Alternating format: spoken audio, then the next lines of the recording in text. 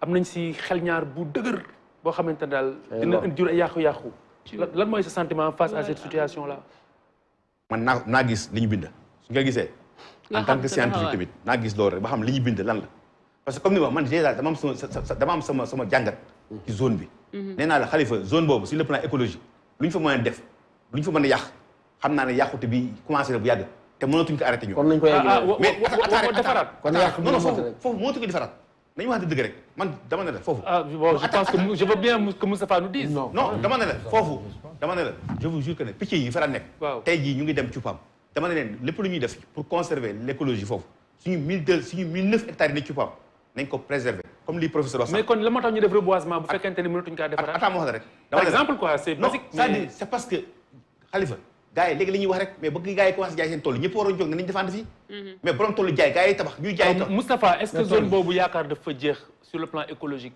non li mu laajoon rek mooy jéem ko dimbali tuuti améliorer ko rek mu indiwaat naataange ba mu amoon. ok loolu laa xam. waaw parce que li muy wax noonu ci côté réserve ba. ak forêt classée bi. yow je crois que forêt classée bi waxoon nga ne bindoon nga pour ñu déclasser la ko. non j'ai refusé déclassement. dañ ko bàyyi dañ fa jox ay nit. waaw j'ai refusé catégoriquement. mooy li professeur Sang. dama ne man mënu ma am sama zone 1009 hectares. y compris zone maritime. yaa ngi dégg. ñu dem bu ko jox ay nit. je me suis opposé ma ne leen loolu mënul ta nekk mënuñu jël port fii pare bëgg a jëlaat 1009 hectares ñu koy laal. beneen bi la forêt classée. c'était 900 hectares. ñu joxoon fa benn nit ay carrière Dangote ñëpp ñu ngi foofu. léegi dafa des muy 600 hectares yi au contraire la mairie moo jóg baliser ko defar ko ne leen lii fi fu kenn duggati. nañ ko sécuriser te man tant que maa ngi nekk maire loolu kenn du ko laal. mboolem association yi nga xam ne j'ai pris mes responsabilités nee naa leen tant que maa ngi nekk maire du ma ko laal foofu. que ça soit ñoom Moustapha. mais nous sans doute. ak yeneen association yi nga xamante ni yëpp ñu ngi yëngu ci jëm préserver zone boobu ñoom li ñuy sàkku du ñu bañ fa bañ a def port parce que comme ni ñu ko waxee amuñu si pexe ndax buur moo ko bëgg. mais ñoom li ñuy sàkku mooy au moins sax bu port bu mënul ñàkk ñu delluwaat ci 450 hectares initial yi nga xamante ni moom la ñu njëkkoon a wax. moom ma gën a parce que projet initial bi moom la ñu njëkkoon a wax ma préserver ko man. waaw mais yow en tant que maire est-ce que pare nga pour def sa ay démarches pour au moins ñu bàyyi waxi 1200 hectares delluwaat ci 450 hectares yooyu parce que quand même 250 terrains de football c'est beaucoup hein. non Khalifa c'est-à-dire man sama waru gar def naa ci lu nekk pour ñu yem foofu mu doon les 600 hectares. kon même yow da nga ñàkk pexe. non c'est-à-dire xam nga le problème mooy. mooy li nga wax léegi. le problème mooy. Khalifa man depuis le début. bu ñu waxee ne port bi 600 hectares la population bi dañ d'accord ne 600 hectares yi d'accord nañ te loolu la ñuy mos di xeex ñu jekki ñu ne 1200 y compris la zone de Diass ñu fa jël moo ni 1200 yi. ñu ne leen wàññi leen on a fait des propositions sax ba 1012 hectares ñun li ñu mujjoon proposé c'est 1012 hectares. léegi da nga abdiqué wala. di non bon bu may mujjee bind. loolu laa bind ba enseignement j'ai vu le décret génn mu génne 1200. mais abdiqué nga bàyyi. non parce que nous on a dit parmi les 1200 là. 188 hectares yi les 188 hectares. nañ ko bàyyi mais foofu 188 hectares c'est pas dans la zone écologique. mooy zone mooy xam nga port bi dafa def ni pare après am na beneen part boo xam ne. du zone économique bi du zone écologique quoi. foofu laa ne nañu bàyyi 188 hectares pour nekk des investissements là. mën ko def. oui alors Moustapha pour finir lan ngeen pare pour ñu delluwaat ci superficie initiale bi nga xam ne moom la ñu njëkkoon a jàpp. waaw loolu de ci moom la dépendre de. parce que c'est quand même 3 ports hein Moustapha. waaw bu Bargny bi bu Sendou bi ak. bu Ndayane. mais sur moins de 50 kilomètres. waaw loolu yëpp. c'est vrai que mais loolu est-ce que du loolu est-ce que géej gi du xëppoote si biir kër yi. problème la waa Bargny ñu ngay jooy pareeguñu. non problème la. chaque jour mu nangu seen i armeel nangu seen i kër yéen xam ngeen baie de Hann. mais baie de Hann def nañ ci émission moo nekkoon meilleur baie du monde. mais oui presque ci meilleur. la plus belle. très bien ñoom frère gisee ñu ngi koy jooy ba léegi. très bien mais léegi gis nga nu mujjee. ah loolu yëpp effectivement ñun loolu la ñu ragal maanaam nii la nature bi demee woon fii yàlla def na fi nature te je crois que nature man loolu laay wax toujours ak ñoom ne leen ni ngeen bindee affaire yi étude économique sociale et environnementale c'est le contraire c'est étude environnementale sociale et économique parce que environnement bi suuf si boo ci defee benn pepp mu jox la fukk nga lekk ba suur nga dese nga jaay am koom noonu la war a demee mais doo yàq li nga xam ne moo la war a indil koom nga dem uti ji xaalis pour ne da nga cay da ngay lekk ba pare pour clore le sujet door ko toppatoo. parce que kenn mënu ko clore parce que li si kanam mu ngi ñëw mais professeur déjà comme ni ñu ko waxee ñu def suñu dernier tour de table gis nañu ne président Macky Sall bi mu demee Dubaï jaay na projet bi bi ñu waxtaanee gis nañu ne li ciy ñuul bari na trop liñ si waxul moo ëpp liñ si wax gis nañu ne liñ si ragal xëy na moo ëpp sax njariñ li nga xamante ne moom lañ si mën a am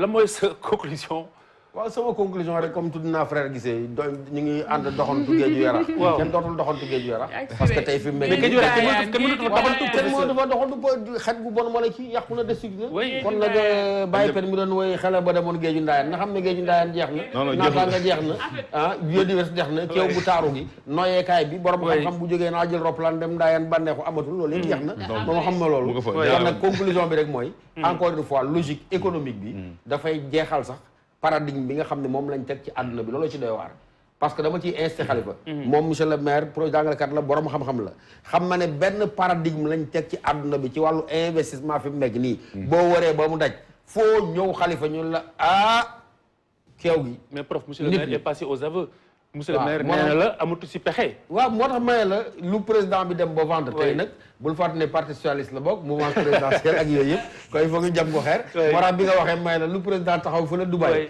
di ko rafetlu ci àdduna bi yëpp bu ñu amee yaakaar monsieur le maire mii nee na moom na combat pour delloo xaw ma lan dañuy nax suñu bopp rek kon li Senghor waxoon rek depuis quand ces banquiers au cœur froid continuons à prendre nos raisons de vivre donc loolu moo am daayam poète na dellu si ci réew mi parce qu'on a besoin quand même d'un peu de poésie pour le bruit des machines mais prof la résidence de le port sonne le glas de la résidence non mais la résidence de l'écriture là. La résidence de Amadou Lamine Sall. jooy na ko ba sonn sonné le glas. jooy na ko man bind na ma au moins ñetti texte par mail. Amadou Lamine ñu koy ziar. di wane ne wax dëgg yàlla Paul Ndayane moom nee na. oui Amadou Lamine Sall waroon na bu ñu fenn nax dina teew. il a même employé le terme mensonge. bu ñu kenn nax di ñu gëmloo ni vraiment amul problème. am na muskil la kon vive les retombées économiques. waaye l'environnement bokk na ci les questions essentielles nga xam ne moo déterminer même toutes les problématiques de développement borom xam-xam ci àdduna bi yëpp man bu ma gisee réew mi nag ñu ak liñ fi am ci xam-xam yëpp ñu fule ko au pied logique capitaliste logique rentabilité économique une économie qui se construit sur le deuil de l'humain et les cendres de l'humanité man gisuma ban et ce n'est pas li ngay wax ni c'est pas que des images du sens figuré c'est au sens propre. Non, je dis au sens propre, c'est au deuil. Oui. Amadou Lamine Sall n'a le passe texte bi je crois vous l'avoir envoyé.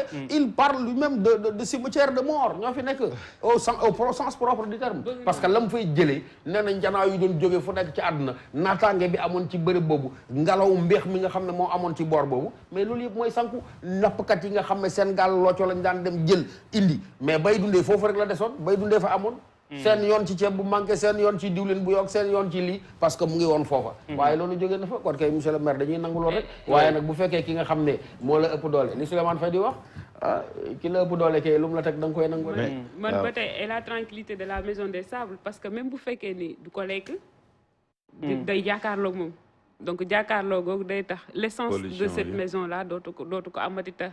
maison des sables l'école des sables l'école des sables jant bi man dem naa fa bokk na sama premier reportage ma def Germaine Acogny foofu c'est tellement sacré. oui piste bi doo fa dugg sax ak daal. voilà donc léegi tranquillité bi suuf su 7-8. non sacré amatul tout a été désacralisé. léegi man li ma bëgg a wax mooy. loolu tranquillité beeg yooyu yëpp dootu amati.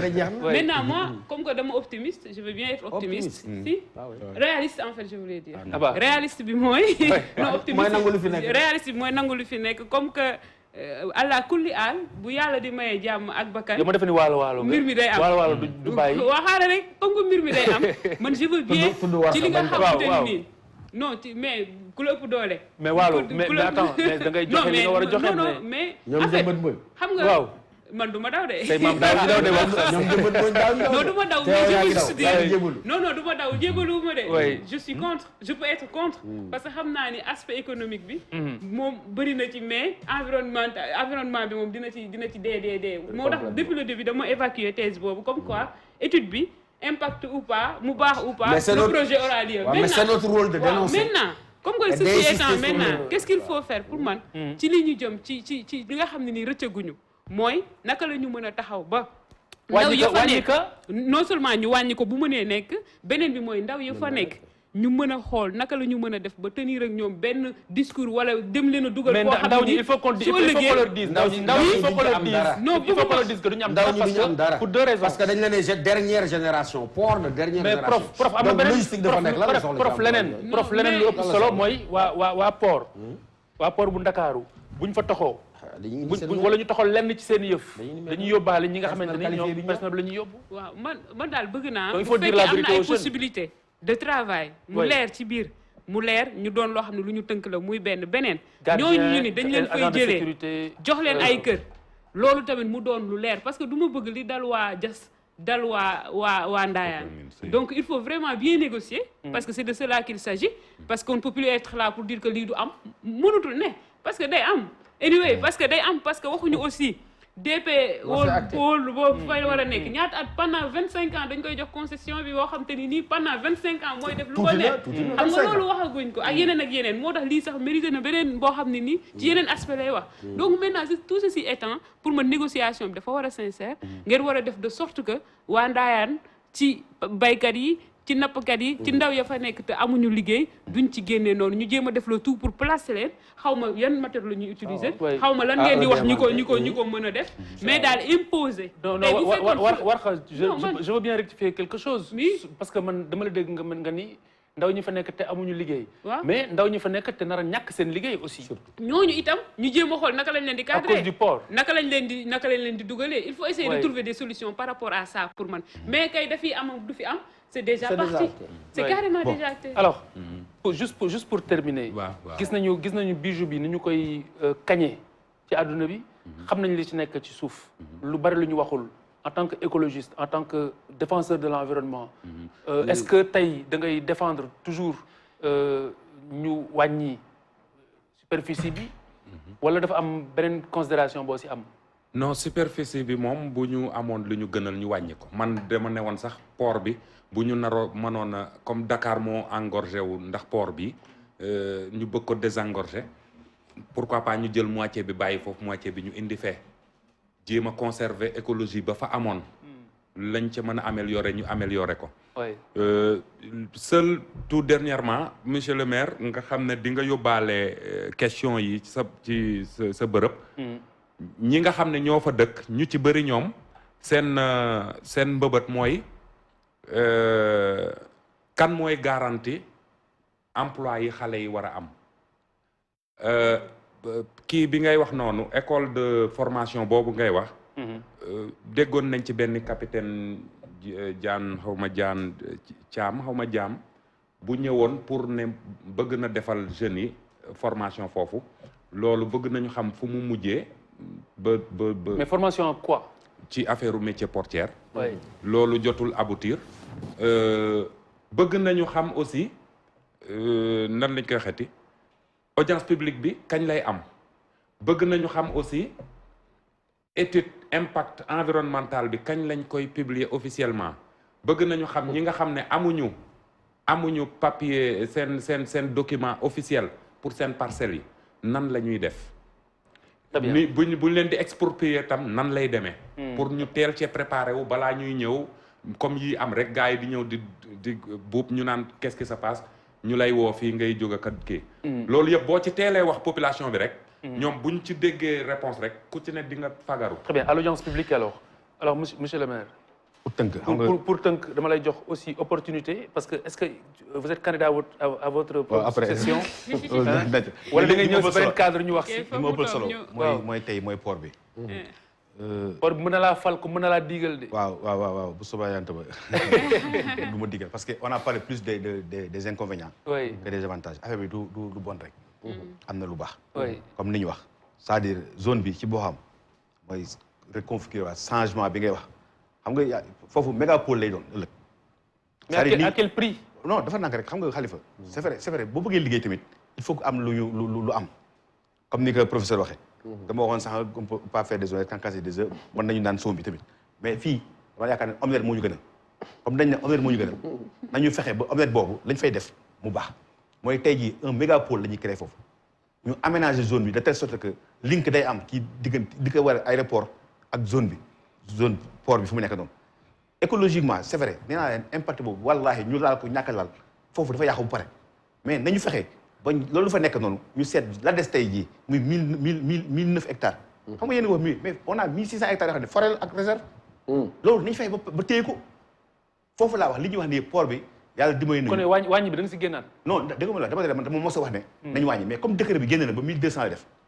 1200 la def. y compris li ñuy jël jes ak li ñuy jël si ñun fii. on va supporter mais comme ni ñuy wax nañu fexe ba étude bi mu génne ñu xam lii yàqu fan la nekk ba ñu jéem a seet solution palliative mais avantage yi aménagement bu ñu nar a def ci dëkk bi population bi ñoo jëkk a bénéficié wu parce que mbéy mi ñuy wax. dañu waxante dëgg rek les gens ça fait 10 ans foofu kenn béyatu fa. Khalifa man ci dëkk bi laa dëkk tamit. maire résident. béyatuñu foofu. maanaam maire résident. waaw maire résident Almadies wala. non man foofu laa jógee yenn saa yi ma dem Casamance joxe samay cours ñëwaat ay module laay joxe. donc ce qui veut dire boo demee sama kër tey jii da nga fekk toujours gars yi dañu may gis sama kër papa laa dëkk ba léegi. donc aw ma problème yooyu. donc pour vous dire que y a des avantages. avantages yi bi njëkk mooy mégapole bi ñu nar a créé foofu. population bi. très bien. on va pas s'éloigner ci deuxième partie bi du ñu sori mais rapidement. pêche bi nga wax noonu. yàlla dimbali nañu effectivement comme ni ma wax avant inconvénient bi ciy nekk ci loolu. mooy ni ñu nar a wéeri. mais boo demee Ndayane tey ay dañu daan nooraane. donc du yàqu fi benn kii bu ma yàq ci emploi gars yi ñu ngi seen gaal yi port ñëw ñàkk port dem dañuy dem nappi. port nekk fa port ñàkk fa nekk yaraax bi amul ay gaal ba léegi ñuy nappati. dañu waxante dëgg donc port bi ci wàllu pêche yi. wàcc léegi nag naka lañu def ba valoriser la pêche artisanale.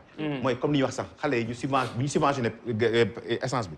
c'est bon utal leen comme ni ñuy wax des moderniser la pêche dans les donnant léegi ay gaal yoo xam ne comme fibro yi defar nii. ñu jàppale leen ci loolu mën na booster économiquement. très bien pêcheurs yi c'est nekk. est-ce que dégg nga ne extraction bi nga xam dañ koy def bon day am bu ñuy draguer il faut ñu génne suuf bu ñuy draguer suuf soosu